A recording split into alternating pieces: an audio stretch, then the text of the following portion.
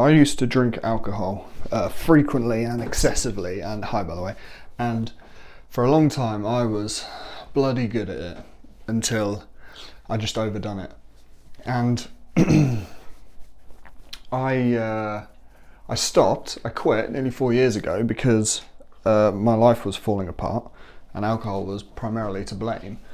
But underneath all of that, I was an undiagnosed autistic person and I had no idea at the time. And I've heard, the reason I'm talking about this, I've heard and I've watched and listened to a lot of other videos of autistic people talking about their relationship with alcohol.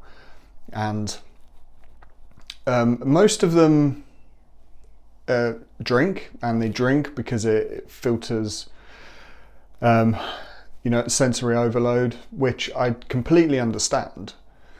So it's a tool for them, and it works, and that's great. And I've got nothing against alcohol, but I was addicted to it. I developed an addiction, a dependency, and it was really, really bad. So I thought I'd talk a bit about that today. So right from the beginning, I suppose, I started drinking at a relatively young age, probably mid-teens, which is quite common here in the UK. I grew up in a working class council state area-ish. You'd go to the local skate park and have a few drinks on the weekend or something. And my family drinks. My parents drink quite a bit on the weekend, and they were never. They allowed me to drink to an extent because they knew as soon as I turned 18, I was going to go out. I was just going to get absolutely wasted. So as a teenager, having a beer on the weekend was good training, I suppose. And I agree that it allowed me to get used to things. I don't think it's a bad parenting. I think as long as it's controlled and, anyway, that wasn't the problem. So when I did turn 18, obviously I could go out, I could start drinking as much as I wanted. And it was fun, it was excessive. Everybody does it. You go out with your friends and you just do stupid things. And I was always the person who would drink the most, be the first one out, the last one to get home, never wanted to stop. And quite frankly, I was just a bit of a nuisance, bit of a pain in the ass. I think I was a great laugh to be around, so people put up with me. But there'd always be a point in the night where, everyone had just had enough with me, and that was my family, friends, everyone. The friendships were quite superficial. All of the people that I used to go out drinking with, I don't speak to now. I never had real deep friendships with any of them. So that was sort of early 20s, and people started growing up, getting girlfriends, boyfriends, getting married, having children, and I was just sort of doing the same thing, bouncing from relationship to relationship. Not that many, but a year, 2 years sort of thing. They were failing because I was just drinking all the time and I was selfish.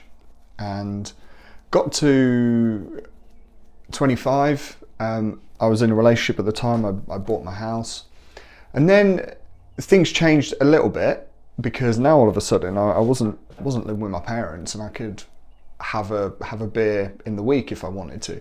And I'd always set myself really strict rules, I don't want to start drinking in the week because I knew I could just go a bit mad, and once I'd started, I never wanted to stop. So I felt controlled enough to just not drink in the week. But there would be the odd evening where I'd get in from work, and and my girlfriend at the time would maybe want just one drink as well, and it was okay for a while. And then we broke up when I was 27. Then I was living on my own, and then things started getting a lot more difficult. So then I started drinking every day. And it got to the point where I would, I quit for 6 months.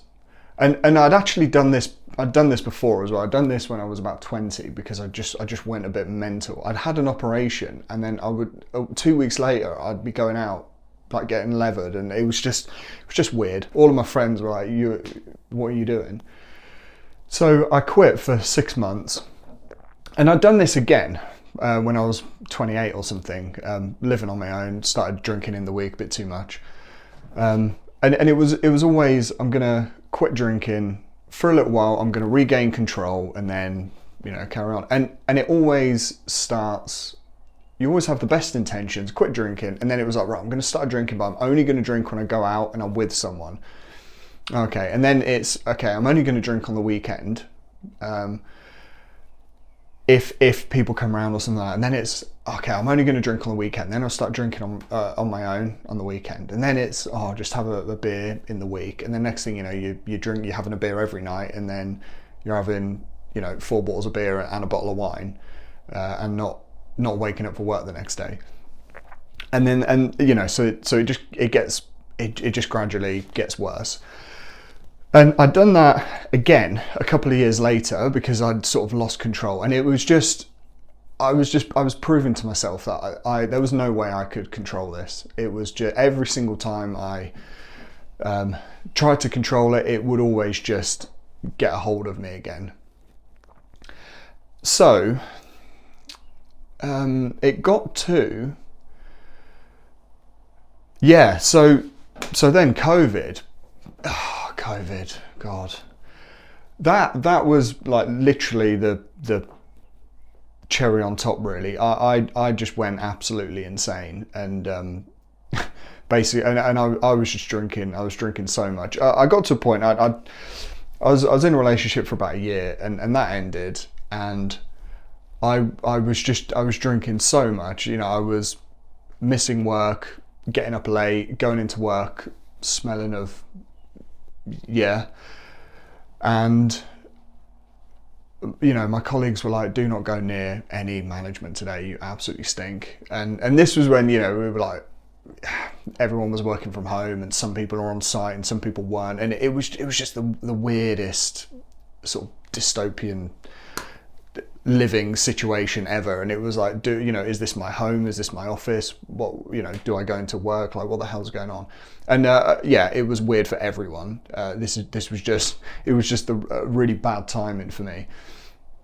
So and I reached a point where I just could not, I just couldn't do it anymore. I reached a point where I, all of my sort of drinking behaviours were very excessive and destructive, and I was aware of that, but never once did I think I'm an alcoholic or I need to go to AA or anything like that, because I had a job, I had friends and family around me. I had a good job, so I thought, I'm not that bad. I don't qualify for AA, whatever that means. That's what I felt like. But I did reach a point. What was it, 2022? Just under 4 years ago, where I just got so bad. I genuinely, I'd said to myself, if I do not do something about this, I will just drink myself to death. And it was a very black and white decision, because I knew I could not live a life and drink unless I was happy just being an alcoholic and just throwing my entire life away. And it was very, very clear to me at that point that I needed to stop. And there was none of this, I'm going to learn to control it, and it was, no, you just can't. You've proven it to yourself. You cannot do it. You need to stop. So I kind of convinced myself of that, and it was the first time where I decided to quit and actually, actually believed that I was going to quit forever. I'd made that decision, and that was a big thing. It wasn't, I'm going to quit for a bit. It was, I'm actually going to do this and never touch alcohol again. And it was really, really it wasn't happy. I wasn't, thinking, wow, this is a new start. I was terrified, and I didn't really know how to tackle it or what the future was going to be like, because you start worrying about things like, well, what's Christmas going to be like? Like, what a weird thing to worry about. It's just all of these things that are going to be different that you think that you're going to really struggle with, and almost like you're trying to convince yourself not to do it. So I actually, at the time, I knew I worked with someone who was an alcoholic, went through AA, and I think at the time they were sober for 6 years or something like that. So I reached out to them and said, this is the situation. How did you quit drinking? I want a conversation. And they said, well, do you think you've got an alcohol issue? First of all, you've got to admit that to yourself. So it was like, yes, absolutely. And they talked to me for quite a while, and it was the first time in my life that I had explained things to a person, and they've truly understood what it felt like. So he was talking to me about situations that he had been in, and it was the only time I'd ever heard anyone else talk about it in that way. It was exactly what I had experienced, and it was so refreshing to hear it. So that was real, and the reassurance that everything will be all right, and I had someone to talk to, made a massive difference for me. And I never really needed to go back and talk to him, and I never once struggled enough that I needed that, but I had it, and I think just knowing that made a huge difference. So then after that, I spoke to my parents, and that was sort of me having some accountability there. And I sort of, broke down and explained to them what had been going on in my life and how bad it had got. I mean, they knew I liked to drink, but I don't think they knew I had a problem the way I did. And, so they were very supportive, and I had a bit of time off work. And then it was like, right, okay, let's do this. And I made that decision, and it was very good. And it was difficult for 3 to 6 months because life was different. Right, so I got a dog.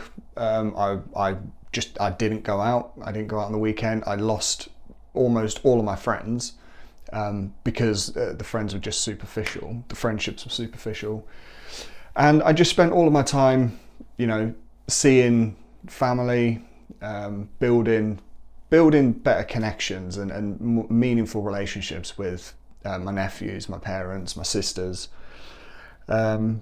raising my dog, and things were really good. Life was really good. And I was happy, and I felt like I'd figured it all out. And I was like, this was the problem. Alcohol was the problem, and I've eliminated it, and now I'm in control of my life, and things are so much better, and my performance was getting better at work, and blah blah blah. And then I started dating. I met my girlfriend, and it all just started going wrong a little bit. And this is where I realised that I hadn't got it all figured out. I had not fixed the problem just by getting rid of alcohol, and it turned out that I was autistic, and I got a diagnosis, and I've got other videos talking about that. But then it really just put everything into perspective, and it made all of the alcohol problems make sense. And when I was actually seriously considering whether I was autistic or not, I come across Professor Tony Attwood, who spoke about alcohol and autism, or just addiction, and it really clicked for me, and I thought, oh my god, this is amazing. This is absolutely amazing, just to hear the connection, because it always bothered me. Although life was great, it always bothered me that I didn't know why I developed an alcohol problem. And because you always hear, if you I listen to a lot of podcasts, watch a lot of videos, just to keep me motivated and feeling good. And all you sort of hear most of the time is, you know, trauma, you know, things like parents splitting up, or, you know, abuse, childhood abuse, and all of these things that lead to people becoming addicts. I had none of that. None of that applied to me. I had a really good upbringing. My parents were fantastic, a really nice family. I didn't really get bullied that much in school. So I just had no, I never understood. And it genuinely, it was something that I accepted I would probably never know, unless I went to therapy and like really delved into it. But I felt like I didn't need to at the time. I felt like, you know, I'm okay, I'm at the other side of it now. I don't necessarily need to know why. But you know, of course, I did have trouble, and I did go to therapy, and I did learn stuff, and I learned that I'm autistic. So, and that was the reason. So it was really nice to just understand why that may have happened. And then when I think back to the typical things, you know, the sensory overload, the anxiety. I mean, the anxiety was like the biggest one for me, like 100%. I was just never ever comfortable, ever. And drinking just, yeah, made things easy, you know. And now I think, well, going into that situation just makes me anxious. I just don't do it, and it's fine. Doesn't bother me. Don't care. Whereas when I was younger, I don't know. I think it was like no one would like me if I wasn't drunk. I would never go out. I wouldn't be able to make friends. I wouldn't do anything with my life unless I was drunk, and I wasn't content with just not doing that thing then. So yeah. This video is a lot longer than I thought, but I've got so much to say. So when I was drinking heavily, I would just, you know, do you know what? I'll talk about this in another video. There's so many kind of stories and behaviors that I had, which are just very destructive, and yeah, and I don't want to just drone on for just too long in one video talking about it. But yeah, so anyway, that's where we are. It's been nearly 4 years. I haven't drunk. I found out I'm autistic. That explains why I used to drink so much. And I think, okay, well, you know, I have had a bit of a thought experiment of, okay, now I know that I'm autistic, could I drink casually and not let it, you know, overcome me? And I don't know. I don't think I'm ever going to find out though. I don't feel like I need to. I have lived a life being drunk almost all the time, and I've lived a life being completely sober, and I'm just happy now. I don't feel like there's something missing in my life that alcohol would give me. So I don't feel like I would ever need to drink again, to be honest. Yeah, all right, that'll do for today. Thanks for watching. If you're still here, very good. And I will hopefully see you again, where I just talk more stuff. Thank you.